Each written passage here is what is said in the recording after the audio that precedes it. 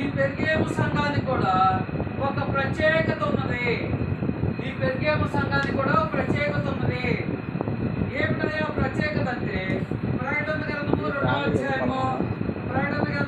అధ్యాయము 12వ వచనానికి రండి. ప్రతి ఒక్కరు కూడా పరిశుద్ధ గ్రంథం ఉన్న ప్రతి ఒక్కరు కూడా గమనించాలి.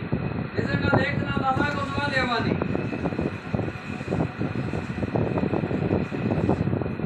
ప్రకటన గ్రంథము 12వ అధ్యాయము 2వ అధ్యాయము 12వ వచనము 2వ అధ్యాయము 12వ వచనము.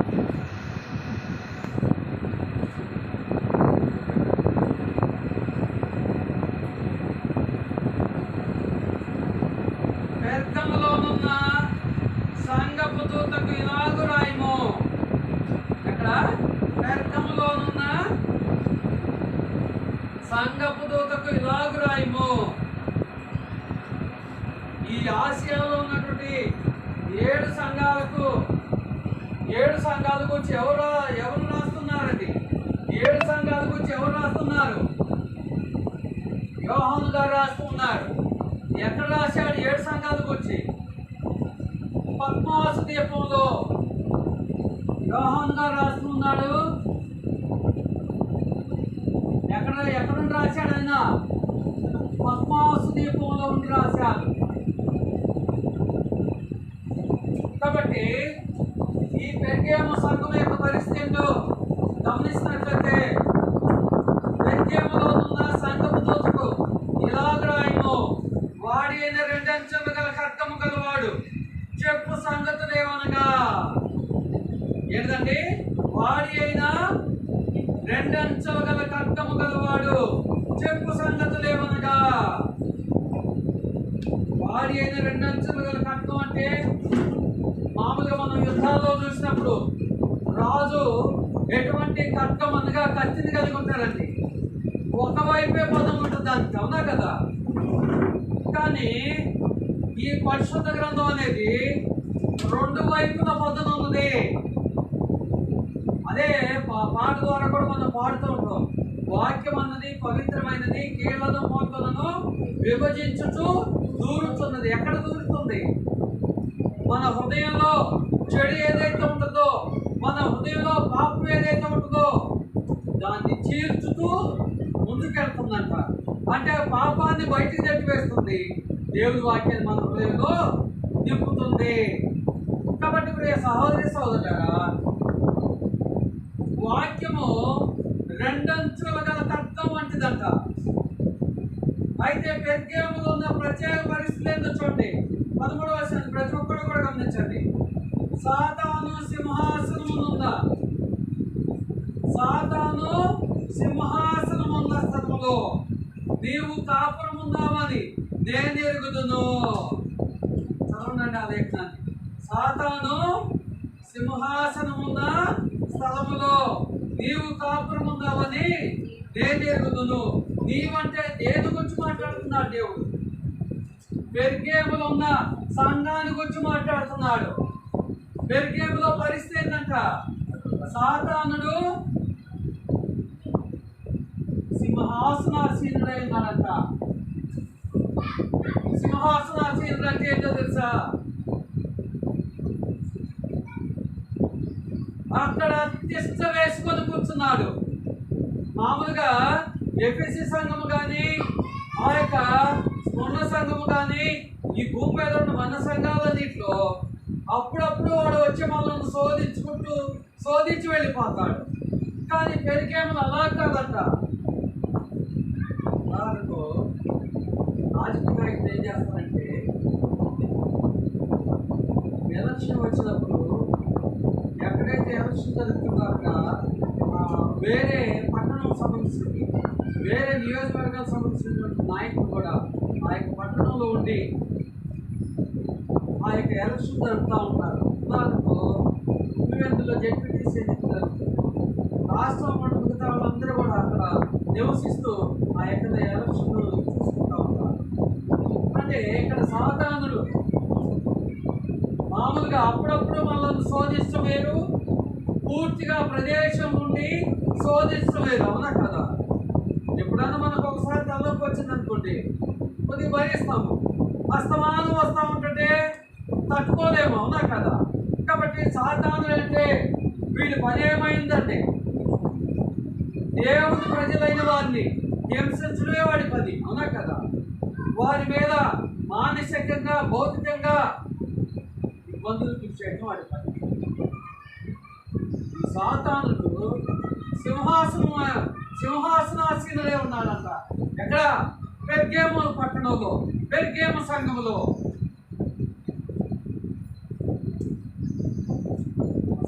అసలే వాడు ఎవడండి? సింహం వంటి వాడు, అవునా కదా? గర్జించు సింహం లాంటి వాడు, ఎవరిని మెరుగుతుందా అని ఎదురు చూసేవాడు. మనమేమో అసలుకే చాలా బలహీనము దేవుడు, అవునా కదా? అయితే ఈ పట్టణంలో ఈ సంఘము మనలాగా బలహీనమైంది కాదండి. మనలాగా బలహీనలు కాదు, ఆత్మ సంబంధంగా చాలా బలాఢ్యుడు అన్నమాట ఈ యొక్క సంఘంలోని విశ్వాసులందరూ కూడా. అయితే ఏం జరిగిందో చూడండి.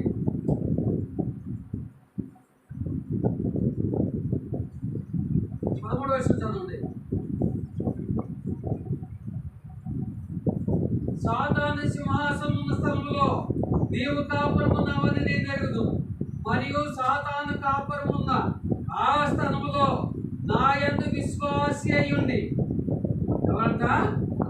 సాతానుడు సింహాసనం ఉన్న ఆ స్థలములో కూడా నా యందు విశ్వాసి అయ్యుండి నన్ను గూర్చి సాక్షి అయిన అంతిపయను వాడు. అంతిపయను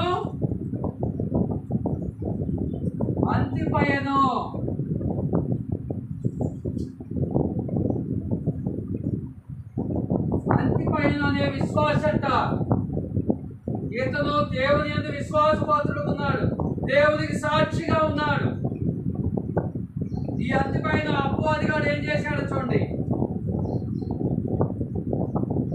నా యందు విశ్వాసి అయ్యుండి నన్ను గూర్చి సాక్షి అయిన అంతిపైన వాడు మీ మధ్యను చంపబడిన దినములలో.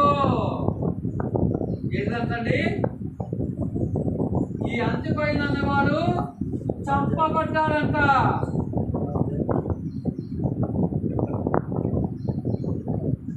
ఎందుకు చంపబడ్డాడండి?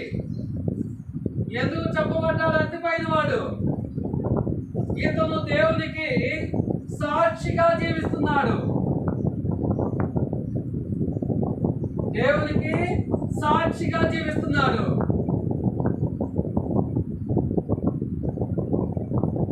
ఇంకా సాక్షిగా జీవించాలంటే దానికంటే ముందు ఏముండాలండి? మంచి విశ్వాసాన్ని కలిగి ఉన్నాడు.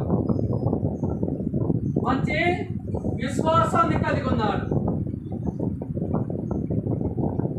సో ఇక్కడ పెర్గేము సంఘంలో అంతిపైన అనే ఈ వ్యక్తి, ఈ విశ్వాసి మంచి విశ్వాసిగా ఉన్నాడు, సాక్షిగా ఉన్నాడు. దీన్ని బట్టి అపవాదిగాడు ఏం చేశాడంట? చంపివేశాడంట. వేరే దేశం మీద కానీ, వేరే గ్రామం మీద కానీ, రాష్ట్రం మీద కానీ యుద్ధానికి వెళ్ళాలంటే ముందుగా ఏం చేస్తారండి? ఆ రాష్ట్రంలో కానీ, దేశంలో కానీ, ఆ రాజ్యంలో కానీ బలవంతులుగా ఎవరు ఉంటారో ముందుగా వారిని చంపివేస్తారు. అప్పుడు అతను వెనక ఉన్న వాళ్ళందరూ కూడా మారిపోతారు. ఎక్కడ కూడా ఈ పెర్గేము సంఘంలో కూడా అత్యంత బలవంతుడైనటువంటి, అత్యంత విశ్వాసపాత్రుడైనటువంటి, అత్యంత దేవునికి సాక్షిగా నివసించే ఈ అంతిపైన సాతానుడు ఏం చేశారంటే చంపివేశారు. చంపివేసినప్పుడు జరిగేది ఏంటంటే, ఇప్పుడు మన స్థానిక సంఘాల్లో ఏ కుటుంబమైనా ఏదైనా బాధకు గురైనప్పుడు, లేదంటే ఎలాగుంటుందండి? ఇప్పుడు చాలామంది దేవునికి విశ్వాసపాత్రులే ఉంటారు. వాళ్ళు ఆయుష్ ముగించబడ్డప్పుడు వాళ్ళు ఏమనుకుంటారంటే, మేము ఎంత విశ్వాసం ఉండా ఇంకో మా కుటుంబ సభ్యులు చనిపోయారు, దేవుడు మాకు మేలు చేయలేదంటారు, దేవుడు మా కుటుంబ సభ్యుల్ని కాపాడలేదంటారు. కానీ ఈ పెర్గేము సంఘంలో అలాగుండలేదు. ఈ యొక్క అంతపైననే వాడు చంపబడినప్పటికీ ఏంటంటే ఈ అంతపైన అనే వ్యక్తి అదే విశ్వాసి చంపబడినప్పటికీ కూడా వీళ్ళు ఎలాగున్నారో చూడండి ఒకసారి. పెరిగేమ సంఘస్థులు ఎలా ఉన్నారో చూడండి, ఎలాగున్నారో చూడండి పిల్లరా. మీ మధ్యన చంపబడిన దినములలో నీవు నా నామమును గట్టిగా చేపట్టి, చంపబడిన దినాల్లో ఎలా ఉన్నారంట? ఆయన నామాన్ని గట్టిగా చేపట్టడం అంటే నాకు అర్థం కాదా? గట్టిగా చేపట్టడం అంటే అర్థం ఏంటండి? ఎక్కడా కూడా విశ్వాసంలో కొద్దిగా కూడా అటు ఇటుగా తిరగలేదంట. అర్థమవుతుందండి? అంటే నిజంగా వాళ్ళలో ఎంత విశ్వాసం ఉందో ఆలోచన చేసుకోవాలి మనం. అర్థమవుతుందండి? దేవుడు అంటే వాళ్ళకి ఎంత నమ్మకం ఉందో ఆలోచన చేసుకోవాలి. ఒక వ్యక్తి చంపబడ్డాడు వాళ్ళ కళ్ళెత్తితే, ప్రత్యక్షంగా వాళ్ళు చూశారు. అయినా సరే వారి విశ్వాసాన్ని ఇంత కూడా తగ్గించుకోలేదు. వాళ్ళు ఎక్కడ కూడా భయపడలేదు. ఉదాహరణకు గొలియాతు దావీదు యుద్ధంలో అంతటి బలాఢ్యుడైన గొలియాతును దావీదు ఒక వడితో పడగొట్టినప్పుడు గొలియాతు వెనక ఎంతమంది సైన్యం ఉన్నారండి? 1000 మంది సైన్యం ఉన్నారు. ఆ 1000 మంది కూడా ఏమయ్యారు? గొలియాతు పడిపోంలోనే ఎటువంటి పారిపోయారు. కాదు, ఈ పెరిగేములో విశ్వాసులు పారిపోలేదు. అంటే ఈ పెరిగేము సంఘాన్ని గురించి నీవు నేను నేర్చుకోవాల్సింది ఏంటో తెలుసా? నీవు నేను నేర్చుకోవాల్సింది ఏంటండి? మన కళ్ళెదుట ఎన్ని శ్రమలు వచ్చినా, బాధలు వచ్చినా, మరణం వచ్చినా ఏం చేయకూడదంటే మనం దేవునికి దూరంగా వెళ్ళకూడదు. దేవునికి దూరంగా వెళ్ళకూడదు.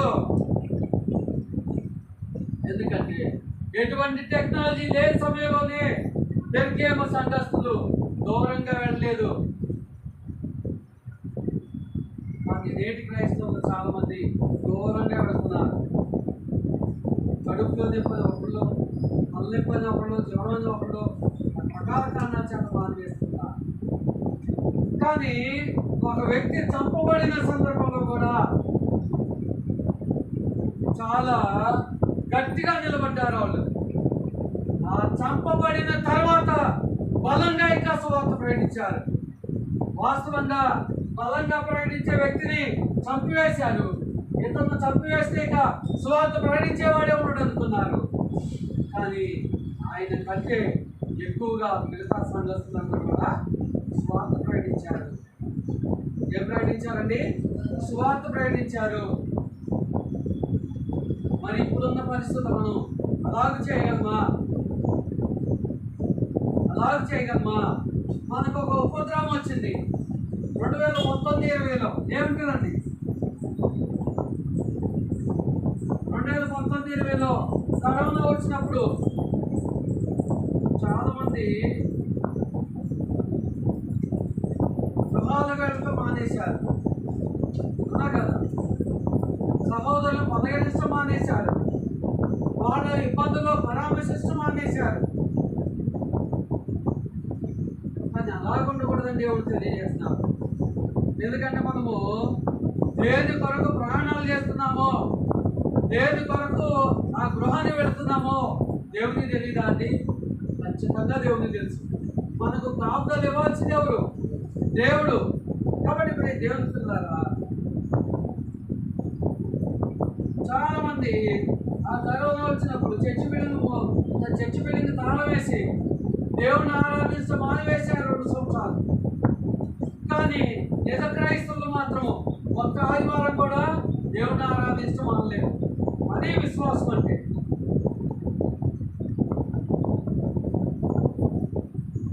చంపబడిన దినములలో నీవు నా నామమును గట్టిగా చేపట్టి నా యందు విశ్వాసము విసర్జింపలేదని నేనెరుగుదును. విశ్వాసాన్ని విసర్జింపలేదంట. ఎవరు? పెర్గేములో ఉన్న సంఘము. మరి ఆ పెర్గేము సంఘంతో ఈనాడు మనం పోల్చుకుంటే మన విశ్వాసంలో నిలబడగలుగుతున్నామా? మనం బాప్తిసం తీసుకొని ఎన్ని సంవత్సరాలు అవుతుంది? ఇన్ని సంవత్సరాల్లో బాప్తిసం తీసుకునేటప్పుడు ఎంత ఆసక్తిగా ఉంటున్నాము. సంవత్సరం గడిచిన తర్వాత, 2 సంవత్సరాలు గడిచిన తర్వాత, 5 సంవత్సరాలు గడిచిన తర్వాత, 10 సంవత్సరాలు గడిచిన తర్వాత మన విశ్వాసం ఎలాగుంటుంది? బాప్తిసం తీసుకున్న మొట్టమొదటి ఎలాగుంటుందండి? చర్చి కంటే సమయానికంటే ముందే వస్తాం. చాలా ఆసక్తిగా పాల్గొంటాం ఆరాధనలో. సంవత్సరాలు గడిచిపోతుంది, మనలో ఆసక్తి తగ్గుతుంది, మనలో దేవుని భయం తగ్గుతుంది, భక్తి తగ్గుతుంది, విధేయత తగ్గుతుంది. కానీ ఇది సరైన విధానం కాదని దేవుడు తెలియజేస్తున్నారు.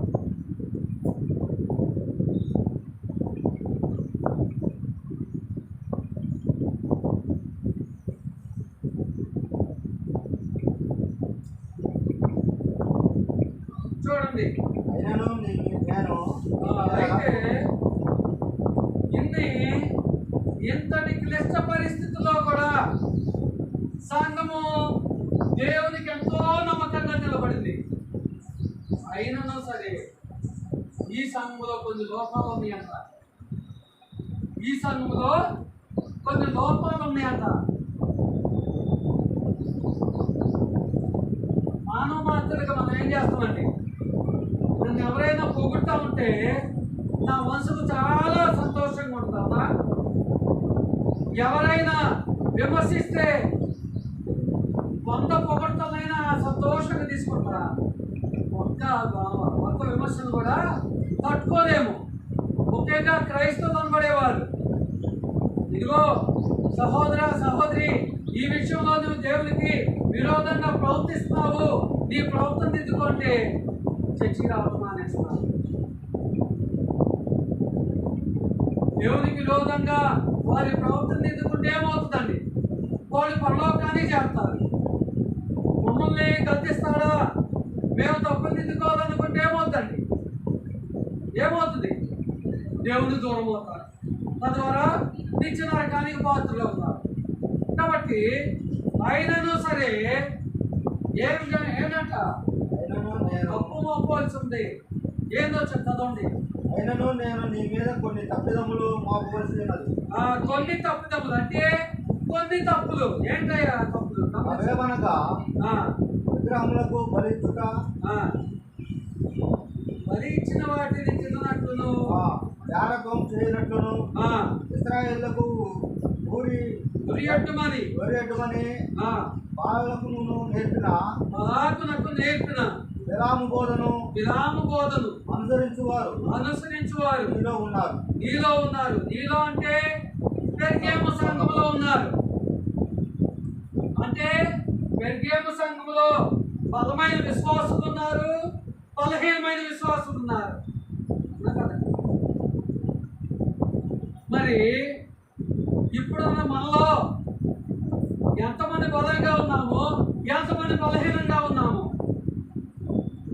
బలంగా ఉన్నవాళ్ళు ఈ పెర్గేములో ఉన్న విశ్వాసుల గురించి వాళ్ళని గుర్తు తెలుసుకున్నాం కాబట్టి ఇంకా బలంగా మారాలి. బలహీనంగా ఉన్నవాళ్ళు వాళ్ళకి మాదిరికి ఇంకా బలాన్ని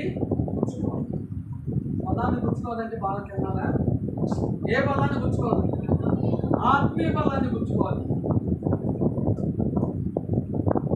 వాళ్ళు ఒక వ్యక్తి తప్పబడిన స్థితిలో కూడా బెదరకుండా స్వార్థ ప్రకటించారు.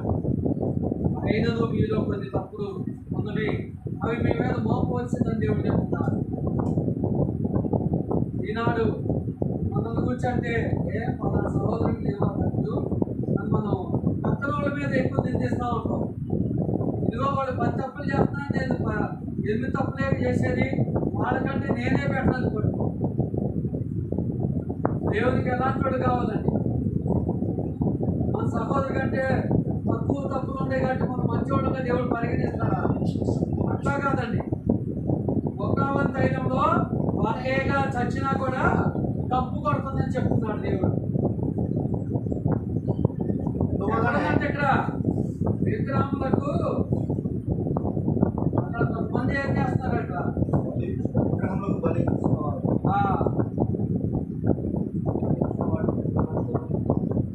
బలిచ్చిన అంటే దేవుడు తినకూడదు అన్న దాన్ని తిన్నట్లుగా ఇతరులను ప్రోత్సహిస్తున్నారట కదా. ఇప్పుడు కూడా క్రైస్తవులు లోకంలో జరిగే ప్రతి పండుగను కూడా ఆచరిస్తూ ఉన్నారు. ఆచరిస్తూ స్టేటస్ పెడుతున్నారు. అది వాళ్ళేదో గొప్పగా ఉండట్టు. అలాగే బెల్జియం సంఘంలో కూడా ఉంటారు కదా కొంతమంది. నిజంగా మనం బలమైన విశ్వాసంగా ఉంటే ఎవరేం చెప్పినా అవునా కదండి. మనలో బలమైన విశ్వాసం లేదనుకోండి, ఎవరు ఏం చెప్పినా నమ్ముతాం. అలాగే ఇక్కడ దేవుడు తినకపోవడం అన్నది తినటానికి ప్రోత్సహిస్తుంటే వీళ్ళు తింటున్నారట. ఇంకా జారత్వము చేయనట్లును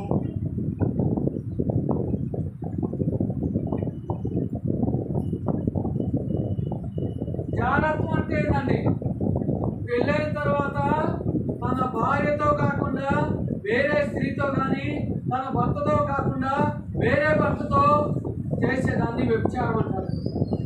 కానీ పెళ్లి కాకములకు యవన ప్రాయం నుండి చేసేదాన్ని జాగ్రత్త అంటారు. పెరిగేమ సంఘంలో జాగ్రత్త ఉంటారు. ఇంకా ఏమంటాడో చూడండి. ఇశ్రాయేలులకు గురి ఎడ్డుమని నేర్పిన బోధన అనుసరించేవారు ఇలా ఉన్నారు. మరి ఎంతమంది తెలుసు మనం విలామ బోధన గురించి నేర్చుకున్నాం.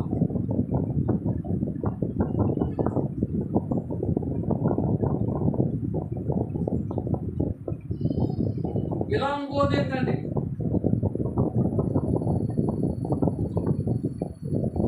విలామ బోధ ఏంటండి? ఇశ్రాయేలులకు గురియమని బాలాకులకు నేర్పిన విలామ బోధను అనుసరించేవారు. విలామ బోధ అంటే ఏంటంటే, దేవుడు తన ప్రజలను శపింపవద్దని ఎవరికి చెప్పాడు? బాలాకు చెప్పాడు. బాలాకునకు చెప్పాడు దేవుడు. బిలాము అనే వ్యక్తి రాజు. ఇతను ఇశ్రాయేలులను అంటే దేవుని ప్రజలను శపించినట్లుగా ఈ బాలాక్ అనే వ్యక్తికి కొంత ధనాన్ని, బంగారాన్ని ఆశ చూపాడు. ఈ వ్యక్తి దేవుని అంత విచారణ చేశాడయ్యా, ఇదిగో బిలాము ఇలాగంటున్నాడు, నన్ను ఏం చేయమంటావంటే, బాలాకుని వెళ్ళవద్దు, వాళ్ళెవరు నా చేత ఆశీర్వదించబడ్డది ప్రజలు, వాళ్ళను శపించవద్దు అంటాడు దేవుడు. బాలాకు బాలాకు ఏం చేయాల? వినకుండా ఆ ధనానికి, ఆ బంగారానికి, ఐశ్వర్యానికి తలకి ముందుకు వెళ్తున్నాను. ముందుకు వెళ్తుంటే, గాడి మీద వెళ్తుంటే దేవుడు ఏం చేశాడంటే, ఆ యొక్క గాడిదతో మాట్లాడించి ఆ బాలాకు బుద్ధి చెప్పాడు.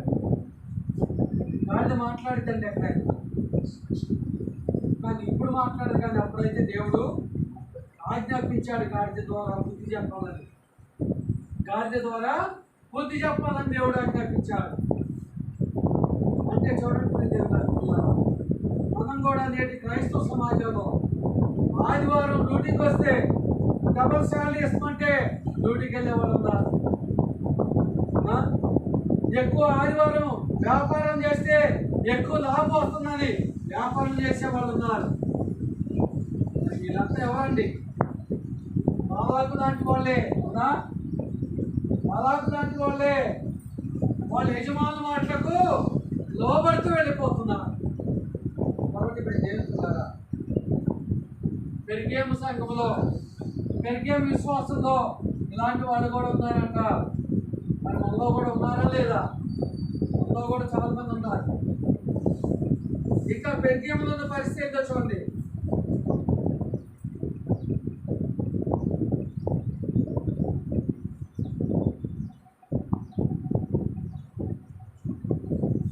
పెరిగేములో ఉన్న పరిస్థితి ఏంటో చూడండి. అటువలనే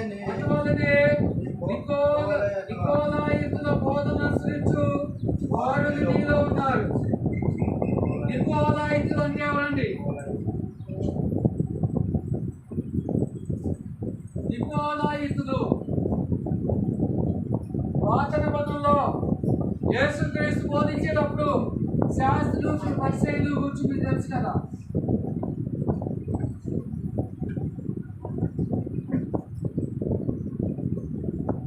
ఎవరి శాస్త్రులు పరిచయాలు? ఎవరండి? దేవుని వాక్యం ఏదో తెలుసు కానీ పాటించనంట. ఏంటది? వీళ్ళు తెలుసు, దేవుని యొక్క ప్రతి ఆజ్ఞ తెలుసు కానీ పాటించు.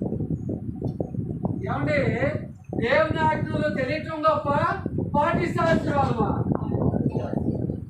ఇప్పుడు చాలా మంది క్రైస్తవులు మాత్రమే కాదు, క్రైస్తవాన్ని దూరంగా ఉన్న వాళ్ళు కూడా పరిశుద్ధ గ్రంథం ఏందో తెలుసు, దేవుడు ఎంత బలవంతుడో తెలుసు. అది దేవుని గొప్ప. ఈ పెద్దేమ సంఘంలో కూడా ఎలాంటి ఎన్ని రకాల ప్రజలు ఉన్నారో గమనించండి. అలాంటి వారు ప్రతి సంఘంలో ఉంటారా ఉండరా? ఉన్నా కదా. చూడండి, మన సంఘంలో కూడా మనకి నెలకోసారి అనాథులు భోజన కార్యక్రమం జరుగుతుంది. కొన్ని కుటుంబాలు అయితే మనం చెప్పనవసరం, ఈ తారీఖు జరుగుతుందని ఆటోమేటిక్ వచ్చేస్తారు. కొన్ని కుటుంబాలకు ఎన్ని మార్లు చెప్పినా కూడా రాదు. ఏందైతే తేడా అంటే వీళ్ళు బలంగా విశ్వాసం ఉంటున్నారు, వాళ్ళ విశ్వాసంలో బలంగా ఉంటున్నారు. అంటే ఒక సంఘం తర్వాత రకరకాల సమూహాలు ఉంటాయి, అవునా కదా. రకరకాల మనస్తత్వం గలవారు ఉంటారు. ఇక్కడ నికోలాయితులు బోధ అంటే దేవుని ఆజ్ఞ ఇది అది చెప్తారు కానీ వాళ్ళు పాటించే సమయానికి పాటించండి. ఇందుకు వచ్చి యేసుక్రీస్తు ఏమన్నారండి? శాస్త్ర పరిశీలనకు వచ్చి మీరు సున్నం కొట్టిన సమాధులు పోలి ఉన్నారు. సున్నం కొట్టిన సమాధి ఎట్లుంటుందండి? ఒక పోయిన వారంలో ఒక సహోదరు చనిపోతే అంతకుముందు 2 వారాల క్రితం ఒక అతను చనిపోయాడు. చనిపోయినప్పుడు సమాధి కార్యక్రమానికి వెళ్తుందండి. సమాధులు చాలా నీట్గా ఉంటాయండి, చూడటానికి చాలా అలంకారంగా ఉంటాయి. కానీ ఒకసారి ఆ సమాధిని పడదోసి లోన్ చూస్తే ఏమంటుందండి? కుళ్ళిపోయిన దుర్వాసన వస్తుందండి.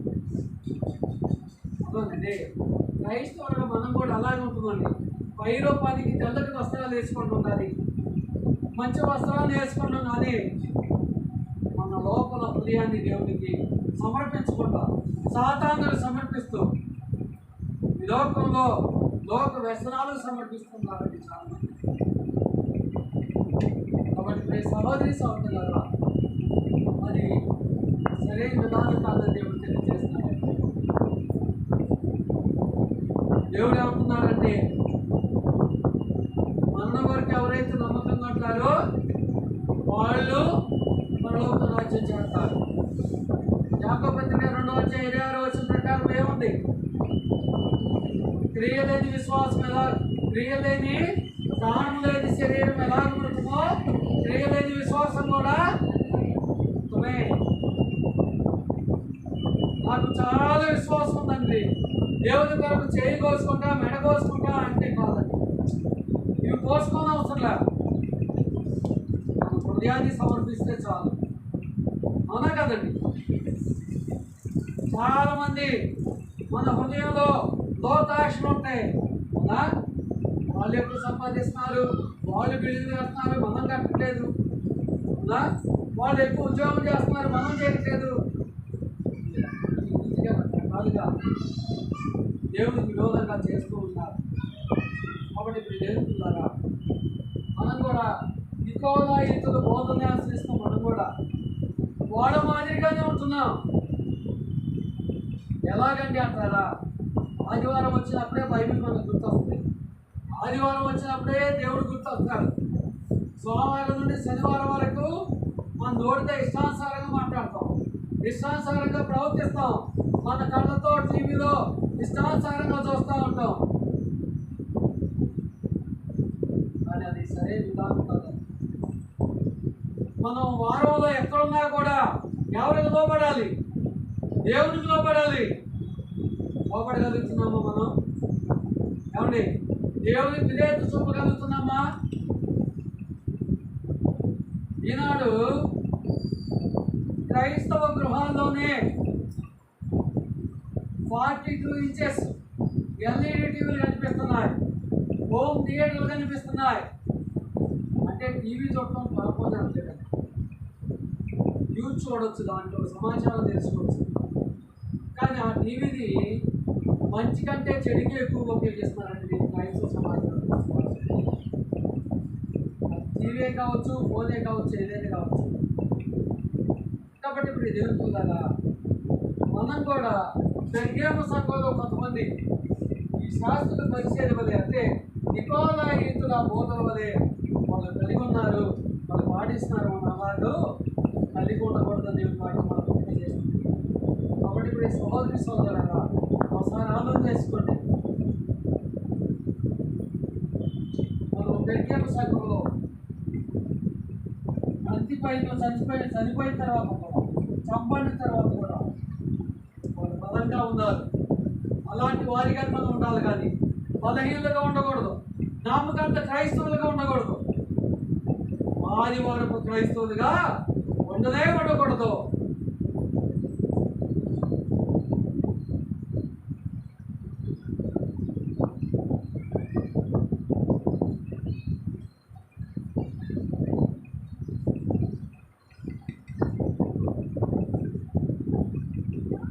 అవునా మారు మనసు పొందుము.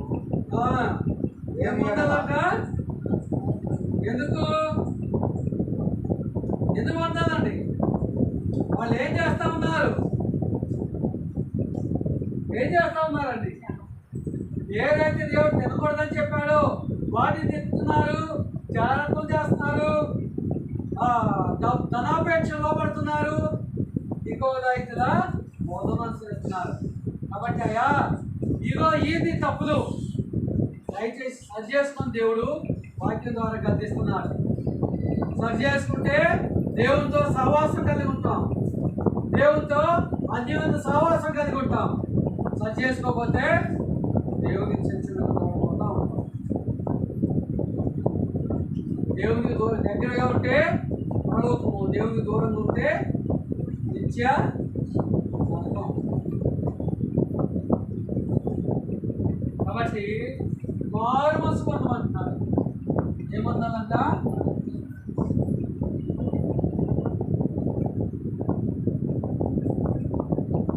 మనం కూడా మారు మనసు పొందాలా అవసరం లేదండి. మనం కూడా ఎన్నో విషయాల్లో దేవునికి విరోధంగా క్రియలు చేస్తున్నాం, అవునా కదా? ఎన్నో విషయాల్లో లేచి నేను పడుకునే వరకు ఒక 30 పనులు మనం చేస్తామంటే 30లో 28 పనుల్లో 29 పనుల్లో కూడా దేవుని విరోధంగా చేస్తాం. కాబట్టి మనం కూడా వీటి విషయాల్లో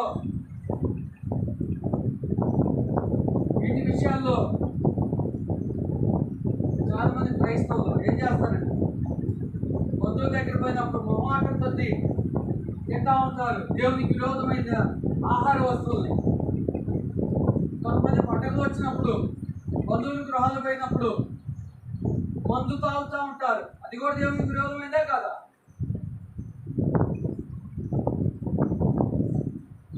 జాగ్రత్తలు చేస్తూ ఉంటారు, ధనాపేక్ష లోపడుతూ ఉంటారు. ఇంకో ఆజ్ఞలు వల్లే దేవుని ఆజ్ఞలు అయితే జాగ్రత్తగా నేర్చుకుంటారు, కానీ పాటించదే. కాబట్టి మనం కూడా ఈ స్థితిలో ఉన్నాము చాలా మంది. కాబట్టి మనం మనం కూడా వాక్య చేత దిద్దుకోవాలి. ఎందుకంటే దేవుని వాక్య ఎలాంటిది ఎటువంటిది రెండు అంచులు కదా ఖడ్గం లాంటిది. కాబట్టి వ్యక్తిగత సంఘం వల్లే మనం ఎలా ఉండాలని దేవుడు కోరుతున్నారు. ఎప్పటికి కూడా సాక్షిగా ఉండాలి, మనవచ్చుగా బలమైన విశ్వాసంగా ఉండాలని దేవుడు కోరుతున్నారు. అలా ఉండాలని మీ అందరికీ ప్రేమతో తెలియజేసి ఎప్పటివరకు ఓపికతో శ్రద్ధతో ఉన్నటువంటి మీ అందరికీ ప్రభు కార్యక్రమం తెలియజేస్తున్నాం. మీ అందరికీ ఉండాలని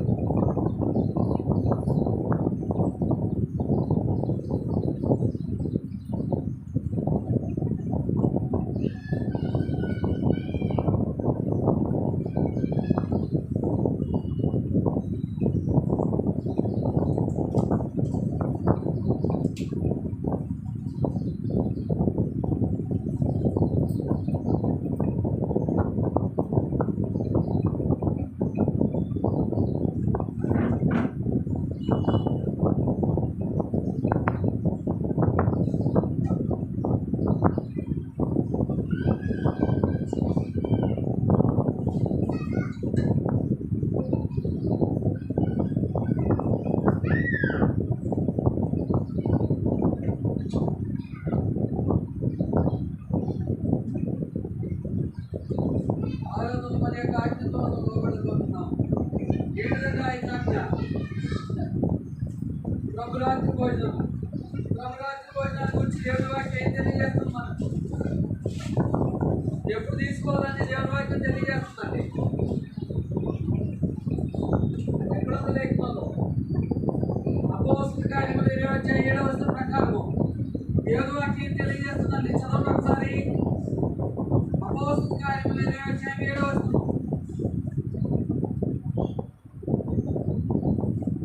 గట్టిగా చదవండి ఒకసారి. ఆదివారమున మేము రొట్టె విరుచుటకు కూడినప్పుడు, ఎప్పుడండి? ఆదివారమున.